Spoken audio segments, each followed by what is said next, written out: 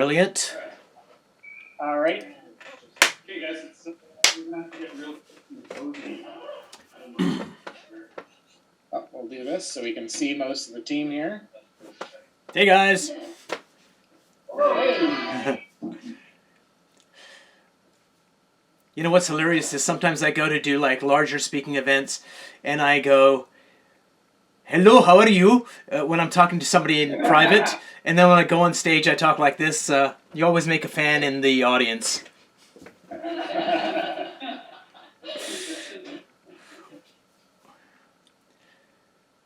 So, should we begin, or do you want to... Yeah, so maybe an intro. So this is Umar. We had a great conversation 3 weeks ago now. Yes. Called No Limit Selling, where we introduce people about how they have achieved success, and I'll let you take over from there. Oh my God, that introduction was so moving. I'll take a second. Hey everyone, how are you? Great. So I'm a Toronto boy. I used to live here, then I met a gal from Baltimore, and after a year she said, I'm homesick and I want to go to Baltimore. I said, okay, we can move to the States, but no freaking way Baltimore. So we went to Silicon Valley, and I was in IT, and my passion was technology. And as I went on my career, I started a consulting company where we would work with companies from Asia, Europe, the Valley itself, and launch them into the US market. And then I started realizing, wait a minute, no matter where in the world you go, there's people working for the organization that when you look at them, you go, Jane could be a freaking rock star. Like, I can see such greatness in her. Why can't she see it in herself? Or you could have somebody else that, they want to be great. They know they can be great, but for whatever reason, they stay at good, but never go to greatness.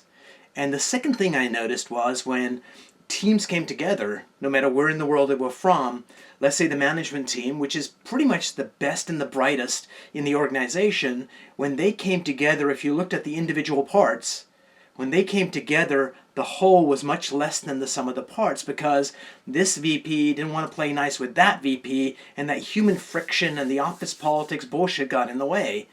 So in 2003, I said, okay, this is a human problem, and this is a problem that I truly want to fix, and I'm not going to find the answers in business consulting. And when I look at our friends in the psychiatric world, which is really useful, that's a long, drawn-out process that sometimes works really well, and a lot of times it's just a struggle. So there's got to be a way of figuring out what drives human behavior and how to change it, and that's been my life's work since 2003. I've written 3 books on the subject. One of them is half decent, you should read. And I've spoken at conferences in 16 countries.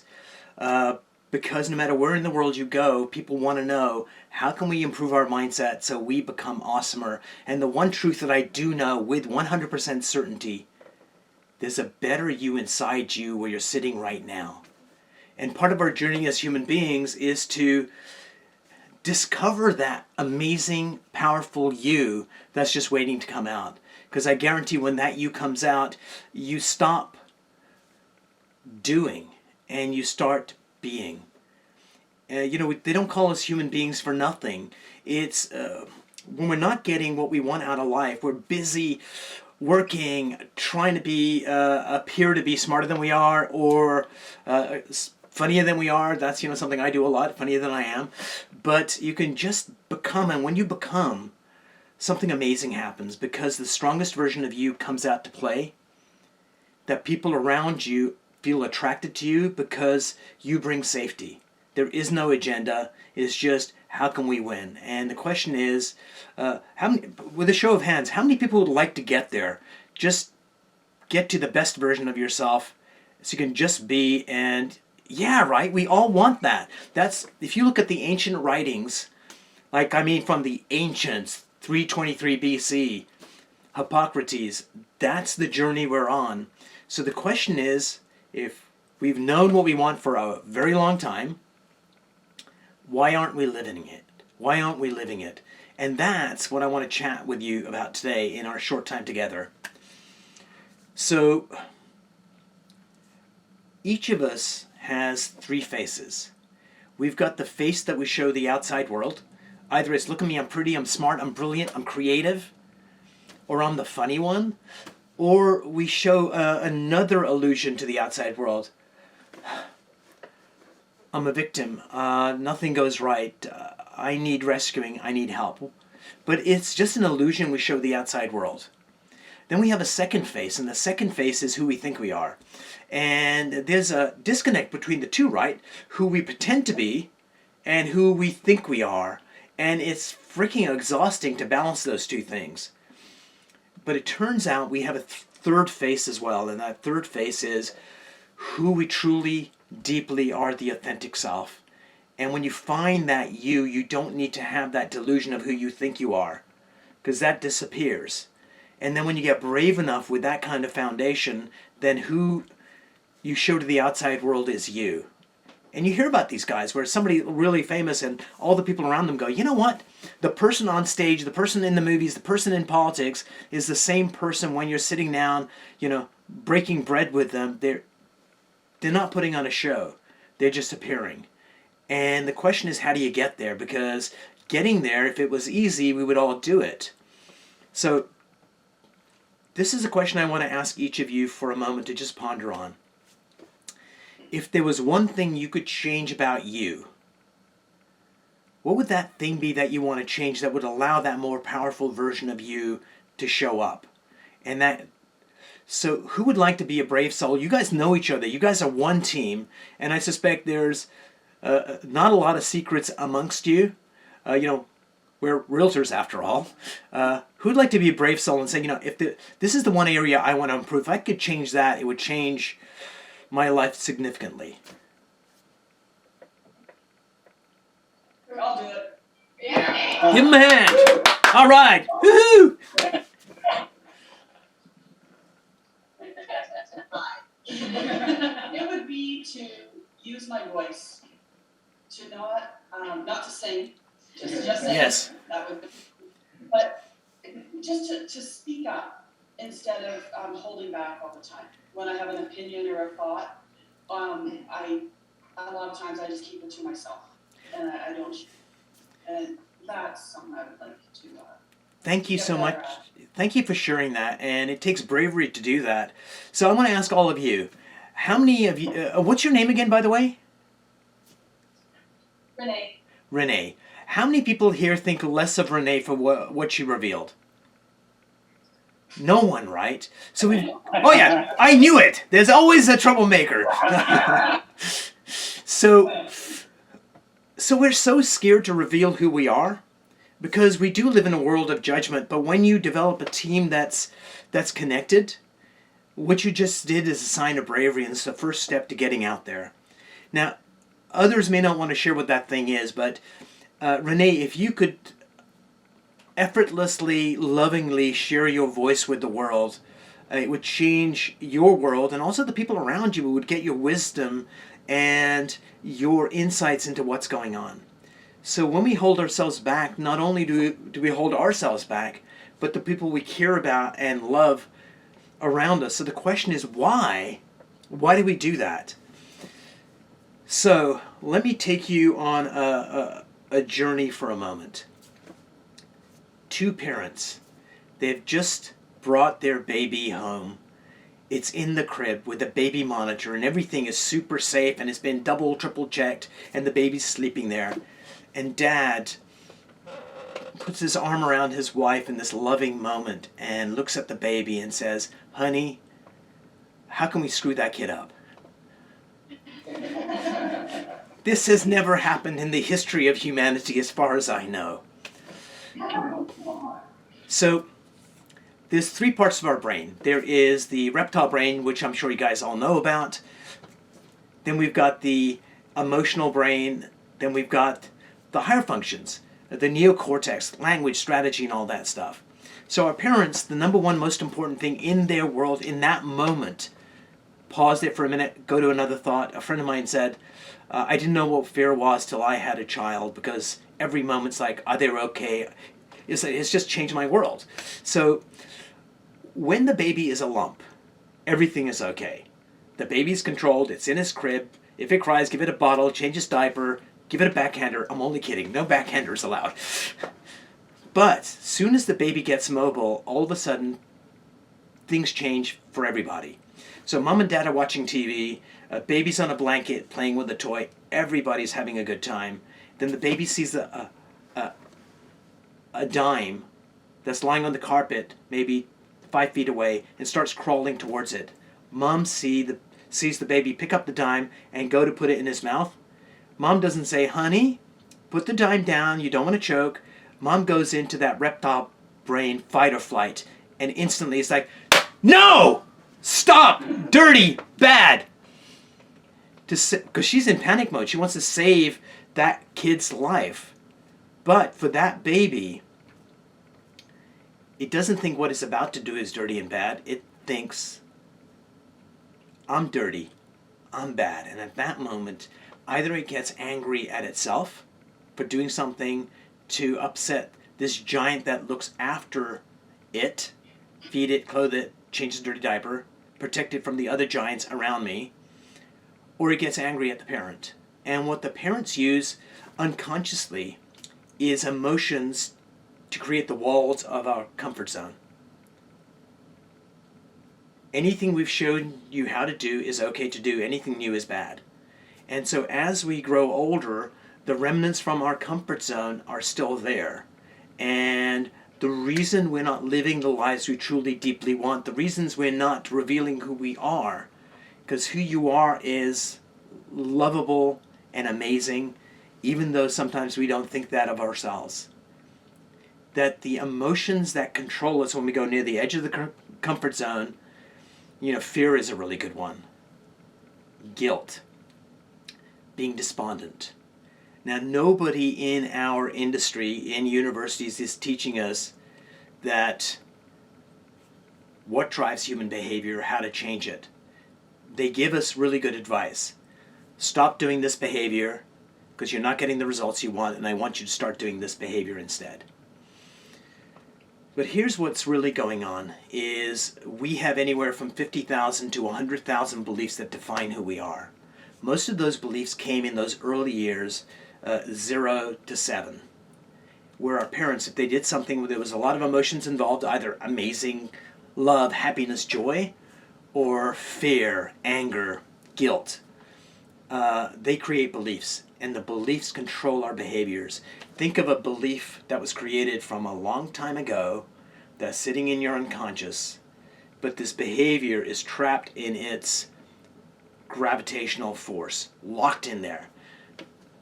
A black hole is the strongest force in the universe, and you're not getting the results you want, and your boss, your coach, your friend, your mistress, whatever, says, don't do this instead. It's going to change your life, you'll get better results. And we can see it clearly, intellectually, this is what I need to do, but so few people make that change. And the reason is, underneath this behavior is a belief locking it in place. So what we need to do is to go down at the level of belief and change those beliefs. And when we change those beliefs, those behaviors change, and you get to be the person you want to be. Your journey as a human being is to let go of the fear, let go of the anxiety, let go of the uncertainty, tap into the purpose in life, who you are, why you're here. Pretty much if I go to your office, whatever that greater office is there, how many agents could be there, and I ask them, who are you, what do you do? And they go, whatever they say, I bet you 30% of the agents in that office are using the same way of describing who they are. But each one of them are individuals. When you figure out your purpose, you reveal yourself to the world, and when you follow that purpose in real estate or in life or in whatever you're doing, all of a sudden you show up in the most powerful way.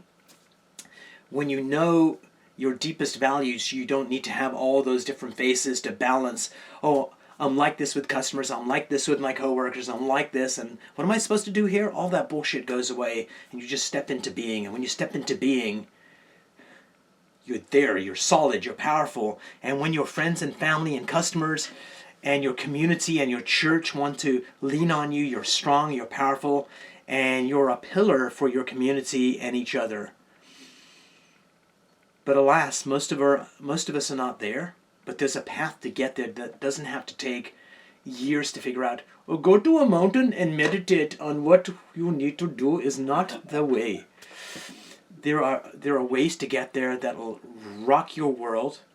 And I'm going to go on in this presentation in a few minutes because I don't want to take up too much of your time.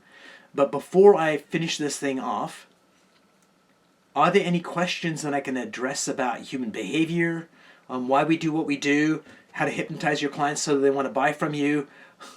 What can I address? Yeah. Is mass hypnosis an option? No. You guys don't realize it, but all of you went into your wallet and took out $20 during this presentation. No, only kidding. And it does work. You can use it in small ways to just be the master of an audience, whether they're 10 people or 10,000 people, that you can do something. And all of the things that we do, really, it's the intent that's the most important. If our intent is the greater good for everybody there, hallelujah, praise the Lord. If the intent is to manipulate and take advantage of, then, not so cool. I have a question. What would be a good strategy to get to that root issue?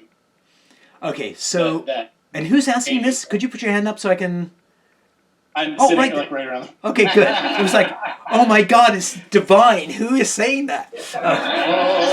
Yes, Lord. Yes. All right, so here's the clue. So if you look in the world's fastest reader, there is a technique for reading called photo reading. And what it involves is taking a look at the page that you're reading, and what you do is your mind takes a picture of the page, and you flip to the next page and you go snap, snap, snap, snap, snap on pages and pages of text. So let's say you can read at 10,000 words a minute with 100% comprehension using this technique. Not all of us will be able to do that parlor trick, but we'd be able to read at a really fast rate. So that gives you an idea of the processing power of your brain is immense, right? So what happens is that if I'm coming close to something, my comfort zone, what I want to do, and I'm not doing it, is like, well, they want the right audience anyway, or they're a bunch of losers, or, we make up a million excuses of why this is not working. Sometimes it's us, and sometimes, it's you guys, of course, doing it. So you can't listen to your mind when you're trying to find the answers to this, but there is one place where you always get the truth, and that is your body. So when you go to do something, what I want you to do is I want you to pay attention to what you feel in your body. And it could be excitement or joy or passion or lust, not this early in the morning, but it could be anxiety. Or it could be, I get a really uncomfortable feeling right here. So let me give you an example of that. I was doing a keynote speech, and one of the gentlemen in the speech, it was like a bunch of companies, comes over and says, Umar, I've got a problem and I need some help. And I say, okay, well, come on in for a session, let's figure out what's going on. And the guy comes in and says, okay, I'm the #1 salesperson in my company. I win all kinds of awards. And I go, wait a minute, that doesn't sound like a problem at all. He says, but I know I'm operating here. There's another plateau of performance where I could be spectacular, but no matter what I do, I can't seem to get there, and it's driving me freaking crazy.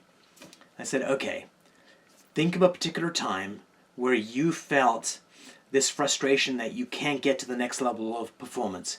He goes, okay, it was just a couple of weeks ago. I had come home. Before I left the car, I was in the car going, what the hell's wrong with me? Why can't I do better? I said, okay, brilliant. Go back to that moment in time, fully and completely, and I want you to see what you saw back then. The dashboard in front of you, the garage door in front of the car. Says, okay, I'm doing it. I said, okay, now I want you to hear what have you heard. The hum of the air conditioner, whatever was on the radio, your inner thoughts.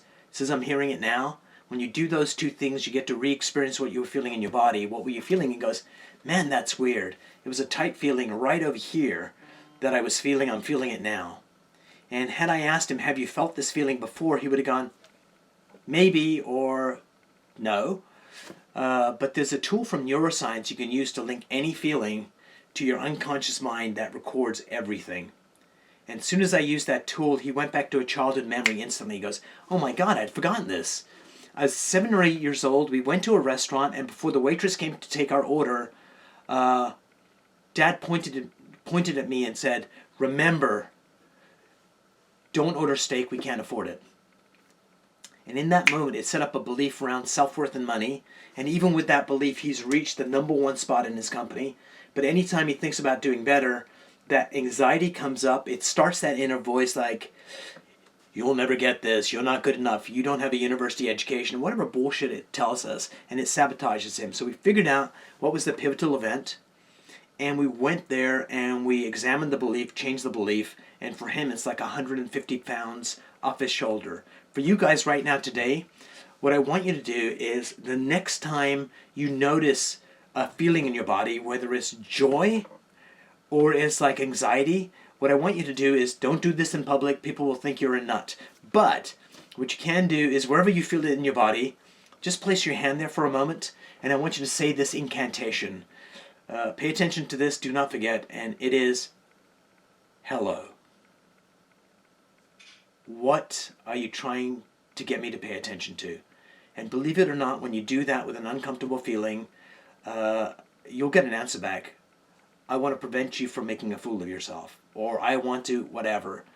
And that will give you a clue to what's really going on. If you listen to your mind's going to lie to you and rationalize what we do. And the #1 thing that human beings are freaking fantastic at is rationalizing things. And if you look at the word and break it down, it's rational lies. And it's not to bamboozle other people.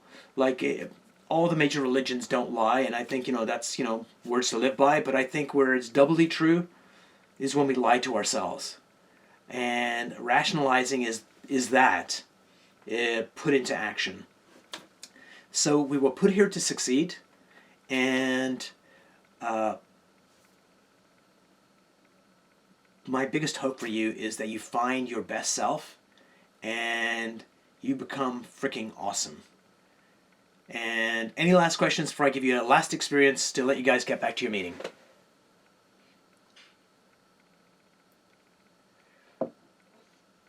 All right, brilliant.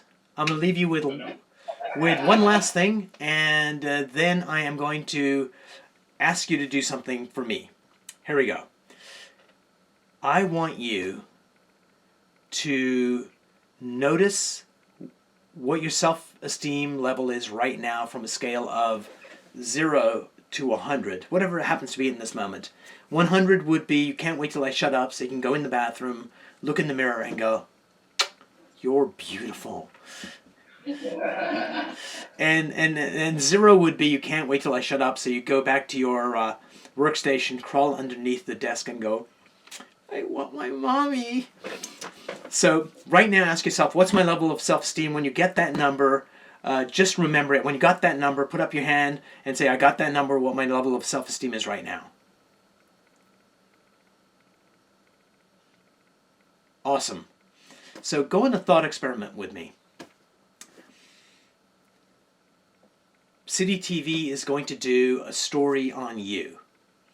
And you got to get ready for that interview. And one of your friends says, "Hey, to get ready for that, you better prepare." And you go into this room that's divided in two with a glass wall. And you're sitting on this side of the glass